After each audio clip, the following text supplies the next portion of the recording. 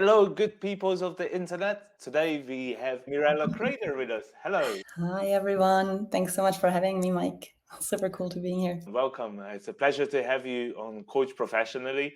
And today we'll be discussing conflict resolution because Mirella loves problems. That's her bread and butter. She specializes in resolving problems, especially conflicts. So she'll tell us about how conflicts evolve, what's the best way to protect yourself from the energy drain caused by conflict. And she'll give us some tips about how to handle conflicts the most effective way possible. So, without further ado, welcome, Mirella, once again.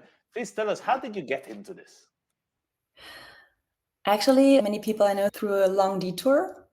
Originally, I have an extensive corporate background. I originally went into international business, so I actually started studying international business and I worked for a big corporation for many years. And yeah, in that course, I experienced a lot of interactions, a lot of conflicts between people, but of interests and all these topics. And I always was curious about people. I was always curious about communication, about psychology and all these. And then eventually I continued studying psychology, organizational psychology. And to be fairly honest, I never really wanted to or had the goal of being a coach. I always wanted to be a mediator and resolve the conflicts when they already arose.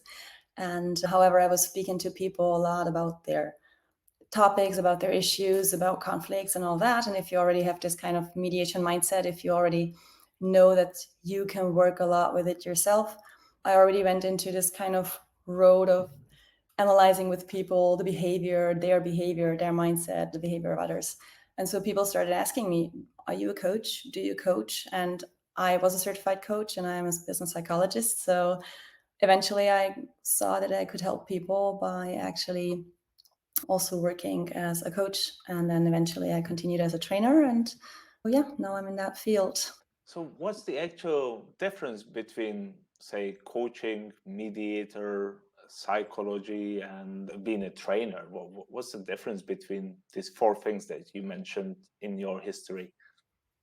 Basically, like the psychology is everywhere, in my case at least, and also how I work as a mediator. You already come in to facilitate, you already help in a case where two people minimum cannot really work out their dispute or conflicts anymore, where you try to be a neutral third party to support people finding a consensual agreement, finding closure, finding whichever sort of good and peaceful resolution of the conflict, not just, let's say, a pacifying, but really finding a solution.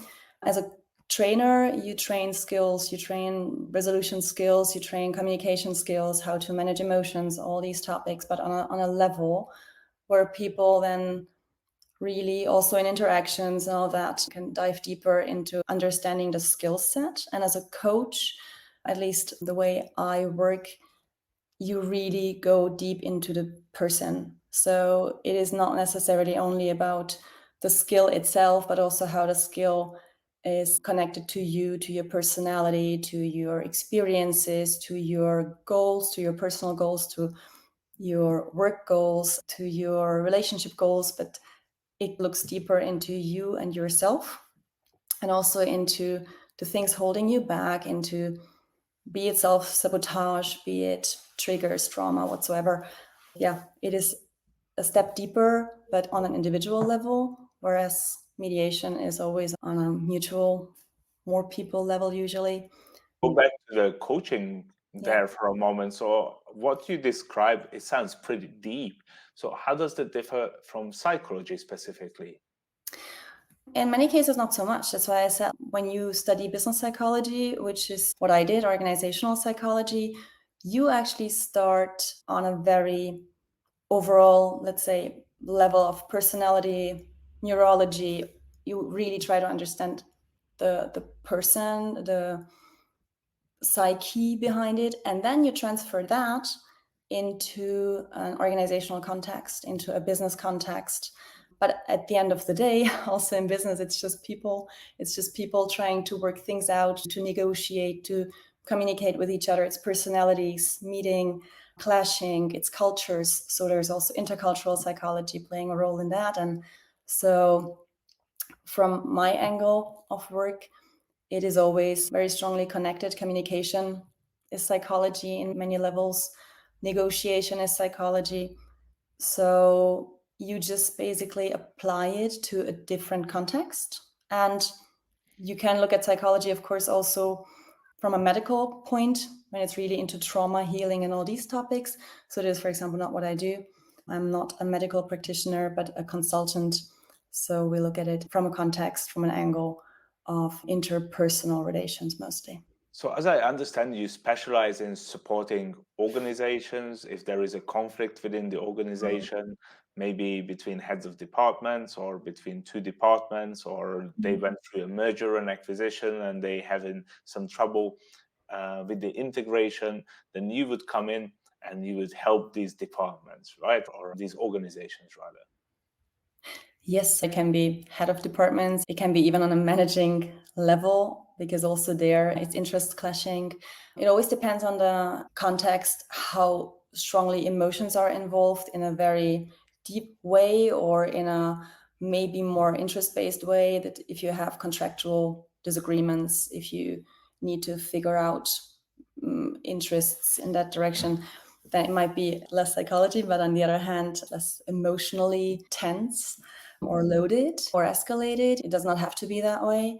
But yes, it can be between the managerial level, it can be between a supervisor and an employee, it can be in between teams, like on a team level, if the team is not functioning, to see how to set up the team, how to maybe resolve a historical issue in a team, how to build a team, maybe rebuild a team better so it functions better, how to then again coach individuals in the team.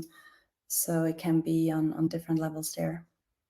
And that's really awesome, because actually, like, employee retention is a huge thing. Like, the cost of hiring and training people is huge. So when you lose employees, like, the employees take away the knowledge pool, all the training, all the experience with them, and to bring somebody new on board and get them back to the same level, that's a massive expense and loss for the company. So I can totally see how they get return on investment on a service like yours, and resolve these conflicts and improve the teams. So, what is the most common cause of these conflicts in your experience? That really depends. Often, from what I experience, what it boils down to is the personality clashes. It's really topics of not feeling respected, not feeling valued. It can also sometimes be really bad communication styles, really bad leadership styles as well. It can be conflict of interest in the sense of somebody feels they deserve something and they don't get it, or it's just, in many ways, not enough appreciation, or not feeling understood, or not feeling seen. So that's often not necessarily what is being said if somebody is asking for help. Often it's more there's the productivity is not high enough, the people are not effective, there's a bad time management there, they can't communicate, this leader is not supportive. Or so there's even like topics of mobbing and harassment, which are of course also issues that then are seen. So everything that's on top of the water was actually already the outcome. That is often what's then being told, what's not functioning. And often it's really communication is not functioning, communication is stuck, those two cannot work together anymore. So if it's in mediation, if it's in individual coachings and trainings, it's pretty much that. We are going through a big change and people just not dragging along, or we are afraid how to tell the people, or I don't know, this person is not really great in dealing with client complaints. And so it's more really people look at then the symptom, the outcome, and try to find a solution for that. Whereas then when you're working with the person or with the team, you often see that there's so many other underlying topics and skill sets that might not have been considered before. Hmm. And It's also, very interesting what you said there, that there are like the ego clashes, which I understand.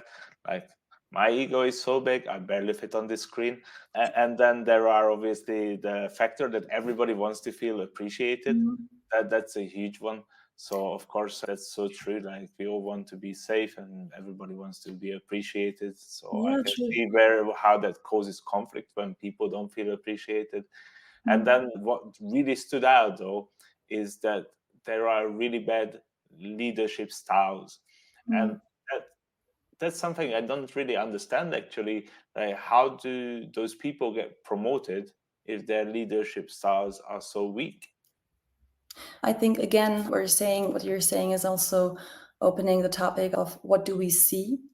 What's behind, what's underlying, what do we want to see sometimes? Who do you like appreciate more as a leader? And in our society, here it's often the people that can do the big speech, that have a bigger ego, that present themselves maybe better. So I think it's changing over time because people appreciate other things. And as we know, demand and supply is also what people want, what people need will eventually be taken over more and more or being offered more and more.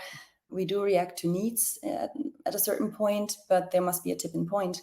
And often still, and also in many organizations, you experience people who get to leadership or management positions, I'd like to call it rather, that are good at presenting themselves, that might then also achieve great results in many ways, but sometimes also at the price of stressing out the people a lot, which then leads to overwhelm, which then leads to bad reactions, which then again leads to not having taken the time to reflect on things, on seeing the other side, also maybe being more reactive or more proactive or more responsive to other people because they just really are stressed and need to focus. But talking about leaders in that, I think it's sometimes what we like to see. That's what we then also promote, I guess, more. It's also about perception It's a lot. pretty interesting to hear that. So, like when you go into these companies, do you actually look at who is causing the conflict? Sure. Often when you are being called into a company, it depends. Like when you're being called in the company, it's usually by the, let's say, HR department or the team leaders. It can also be because coaching is offered as a benefit. So the employee or the person themselves want something special, but it usually should then serve the company or the organizational, Naturally, if they pay say, for it. context. Yeah. Yeah. And it happens. And it's not about blaming or something. It's just in general the perspective that the focus lies on the symptom, on, for example, this person is not motivated or this person is not good in managing their time or they don't manage their tasks. So please look into how you can support that. And then, yes, you can look at it from the technical and tool side, but you can also see what's actually the reason. Something within you is the reason. The whole the whole culture in the company is the reason. A specific person is the reason. And that's what I do. Where I come from, I'm originally German. We say where the dog is buried. Excuse all dog lovers. I love dogs very much. However, this is often important to find the real reason. Is also the same like in mediation, because otherwise it's more like pacifying a conflict or a situation and not resolving it. And it's very often the relationship between people, the relationship to work, the relationship to yourself that is the cause. I can also totally see like how all these affect the employee moral and Mm, the workplace environment as a whole. Like mm, people spend so much time at their workplaces, and it really makes a big difference what yeah. the atmosphere is like, whether they have a terrible time being there and they just can't wait to get out, or whether they actually have a nice community and they enjoy what they do. So it Mm, makes a huge difference. If you're going to spend like 40 plus hours in your job, like you mm. might as well have a good time. Yeah. Yeah. And also what you said before, I also wanted to highlight one thing because you were talking about the cost or also the losses that you make when you are like not being able to retain a customer, an employee. I worked for a long time in customer relationship management. For many years, I worked in customer retention mostly. That's a big part of my corporate history. And I worked in complaint management or for complaint management. So all these You things. love problems, don't you? Yeah, I do. I think people are the most annoying and most fascinating thing. Very interesting and very beautiful how you can really help and resolve so many things by just taking the time. That's what also coaching clients often say. It is just really taking the time, allowing themselves to take out the time in the day to, let's say, for 30 minutes, 1 hour, just to really reflect on things, because often you're so driven by the calendar, more or less controlled by your timetable or by people around you, that you don't really take the step back, which I think so often help in so many cases to reduce, let's say, escalation of conflicts. And I don't see conflict as anything negative necessarily, because it can help so much to improve things. However, if you don't handle it well, then it can escalate and explode. Taking the step back, sometimes taking a little time can help. And what I said before about the retention and the cost, if an employee quits out of like really bad work environment, frustration, a really heavy dispute, that can have a really bad impact on a company as well. Not just the productivity beforehand or the burnout due to, because conflicts can stress you so much if you experience them every day, be it just with another coworker and you have to go back into this office that day and it's just dysfunctional and toxic. It can really have a long red tail that eventually you're suing your employer or you're talking badly about them later, which is not the way to go, but we're just all human, which is what we often do. It can have a negative impact, and there is such a thing as conflict cost accounting for Wow. a company. Yeah, so how much conflict actually costs a company, and conflict in that escalated negative sense, which is not being effectively resolved. So there are numbers and figures. I don't have it here right now, but there are calculations about that. Yes. Sounds fascinating. It sounds like everybody should hire a conflict resolution professional like yourself, really. Yeah. Now, moving on to the more personal side of things. So, how these conflicts affecting the employees? You did say it's very stressful. Obviously, like being in a toxic environment takes its personal toll. So, how can you protect yourself as an employee from the energy drain that these conflicts are causing? There is a way how to learn to manage yourself, how to manage your emotion, how to not jump on every trigger that's being raised to. It's easy to say, don't take this personally, but I think this is for many not humanly possible in the long run, and every day and every time. We're not always at our best. So self-care is for me one thing that I needed to learn myself as well, to see how much I let things around me affect me, how much I really take things to my heart, how much I really want to react on everything. And again, when we were talking before about conflict resolution skills, this is exactly where they come in, how you actually learn yourself to deal with conflicting situations, how you learn to deal with people that you consider difficult, how you decide to deal with a toxic workplace or a dysfunctional, let's say, corporate culture, team, and so on. I think what people often don't want to hear, that the responsibility and accountability to a large extent lies within you, and you cannot so easily blame the environment around you for making you miserable, which is of course happening a lot. But I feel from experience also, and also working with companies and clients, the more you learn to, in a way, detach yourself emotionally so strongly from the things around you, the better you learn to handle them. And I, from my own personal experience, and is I'm telling you, it's an ongoing learning and progress, I think, for any one of us. I try to practice compassion a lot, that I really try to feel that everybody around me also just has interests. Everybody around me just comes from with their backpack, with their way of handling things. Maybe that's the best way they can, maybe it isn't. So just to always try to look where the other person is standing as well. And that's sometimes the hardest part. Just take the step back, as we said before, and see, okay, why are they now acting the way they are acting? Why do they do that? And in most cases, we are so much concerned with ourselves. We are so much concerned with our own interests, our own Like goals. That's everybody's got usually a lot extremely going on, right? So it's you don't want to carry some other people's burdens and troubles as well, right? You however, got enough on your in your own backpack most of the time.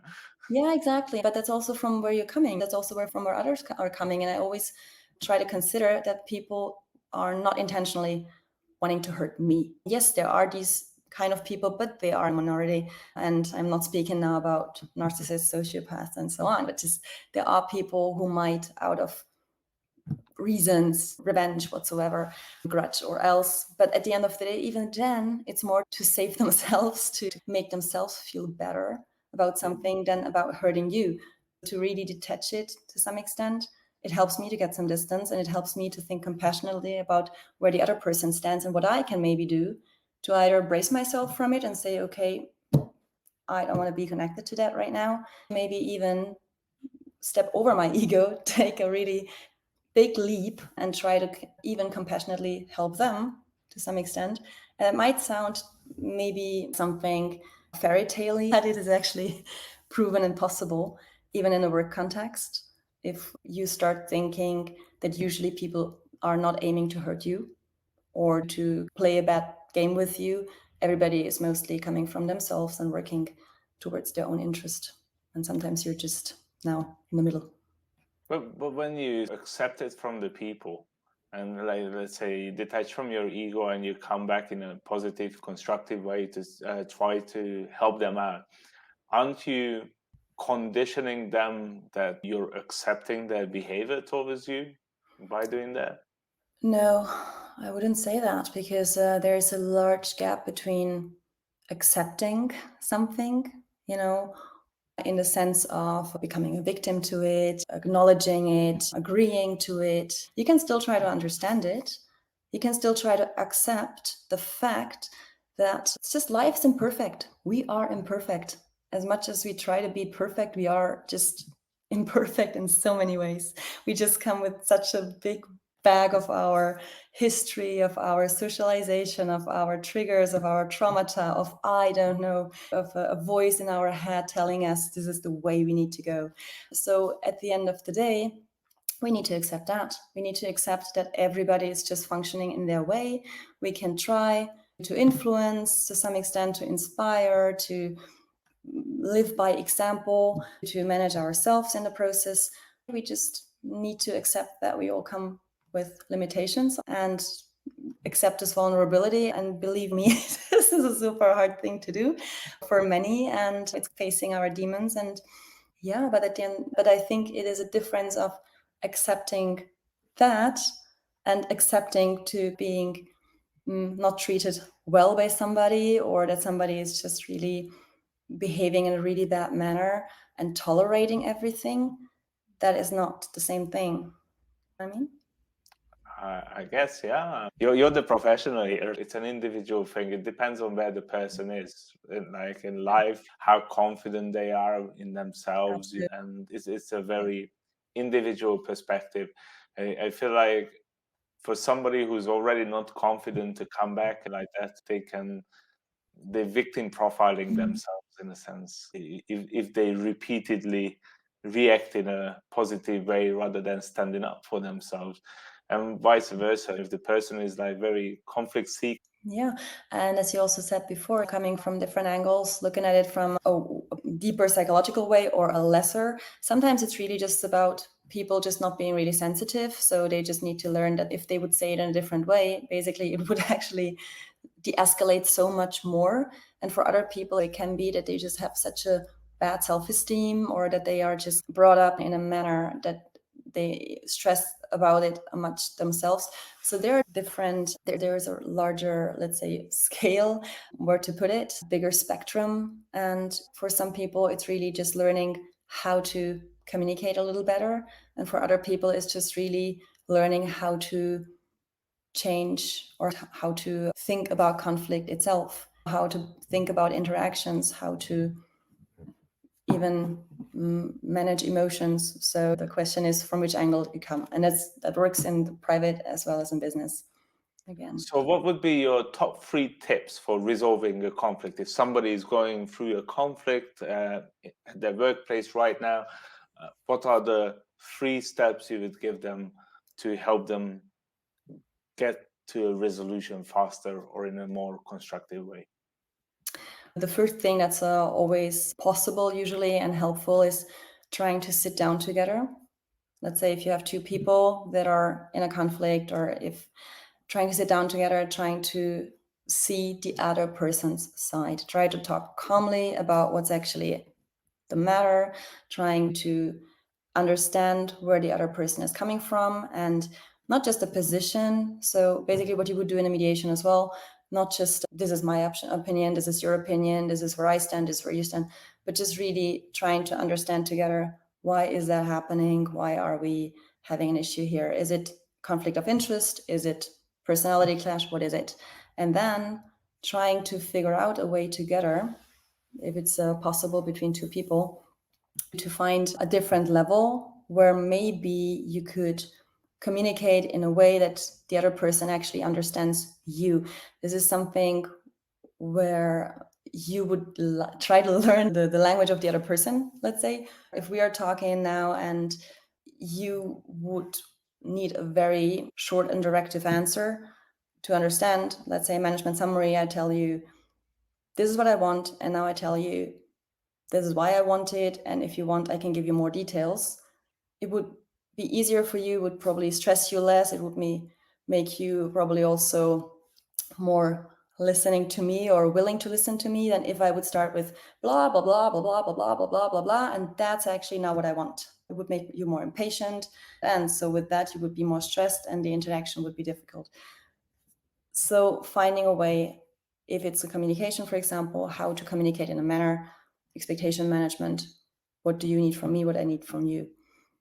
If it's something underlying, that always depends. If you cannot talk to each other anymore, try to get a mediator and somebody to facilitate, try to work on yourself. But there is not necessarily, let's say, the perfect solution or the perfect 3 steps. The first step is always try to sit together, take the time, get a mutual understanding of what's actually the conflict, what's actually the issue, try to learn how to communicate together, and actually bring curiosity and true interest to the table.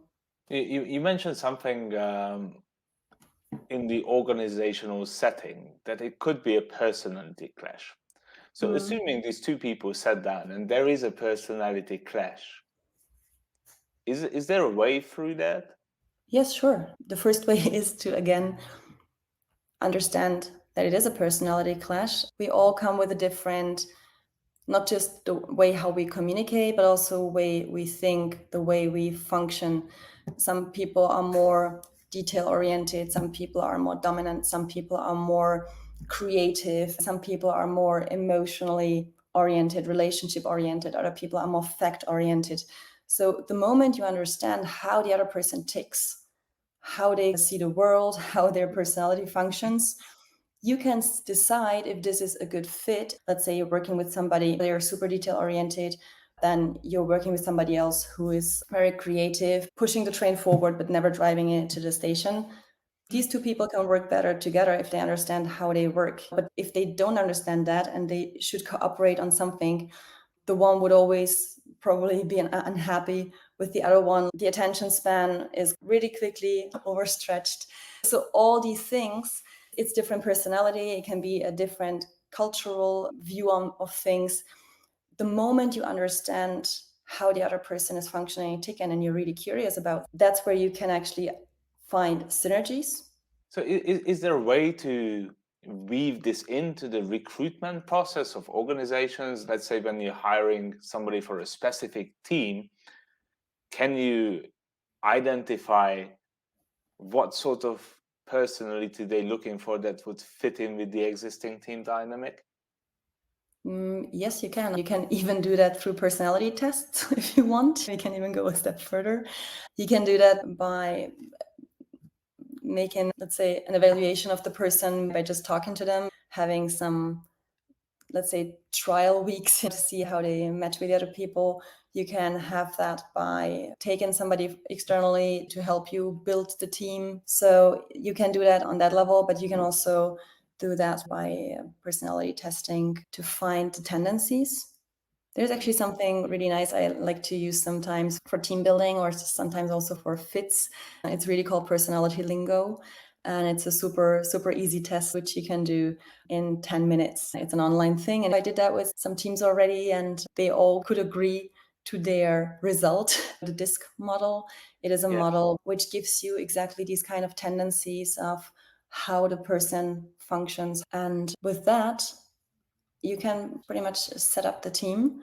You can also help people understand each other and then fit together the ones that might then cooperate well because they are opposites to some extent or they substitute each other. And you can also use that for people coming newly to the team to see who's actually missing, what's actually lacking.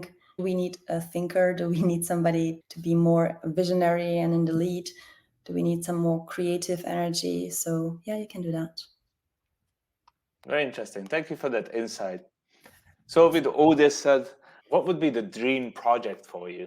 My dream project is, in general, people or like teams or companies that do not just look into individual conflicts when they already escalated to resolve them, but my dream projects are already there where, let's say, an organization looks at it from a deeper level, higher level, actually, to look into the whole corporate culture, into the whole way how they approach conflict resolution in their organization, how they approach exactly what you said, which people to bring into the organization, which communication culture to have in this organization, how to approach diversity, how to set up an atmosphere that actually makes people work productively. It's not just making everybody happy, but to also find a way how to balance it, how to create a good surrounding and productive environment and safe environment for employees, whereas also creating a good environment to create your products, serve your customers, serve the market, and be also economically stable, which is of course important. So yeah, for me, perfect projects are actually not only where it already goes into individual conflict resolution, but really where an organization as a whole looks into the whole concept of conflict management, which is quite, let's say, strongly all-encompassing everything from communication, from emotions, from running a safe environment for employees. Thank you for sharing that. So if somebody listening would fit in with this category and they would like to look at the whole company communication and the internal conflict resolution from the top all the way down to the customer relations, how can they get in touch with you, Mirella? They can get in touch with me through LinkedIn. You can send me a message there. You can write to my email address, which is info@consultandresolve.com. Give me a call. And you can also approach me, or I wish you would approach me if you have a workplace conflict. So we talked about the dream project in the sense of what I hope a company would actually strive for and where I could support. However, I'm always happy to support if you have issues and even acute, highly escalated, highly emotional, or just strongly urgent conflicts in the workplace, if you need to train and teach skills. Thank you. You really love problems. I do, yeah. As you said in the beginning, it's my bread and butter. Thanks for joining us today, Mirella. And thanks everyone for listening. If you liked our episode today, please make sure to subscribe because we got more interviews coming up with diverse coaches from all kinds of different fields, and you can really learn a lot from them, just like we did today from Mirella. Thank you so much for sharing all your insights and for being here with us today. Bye-bye. Thanks so much for inviting me. And thank you all guys for listening. Bye.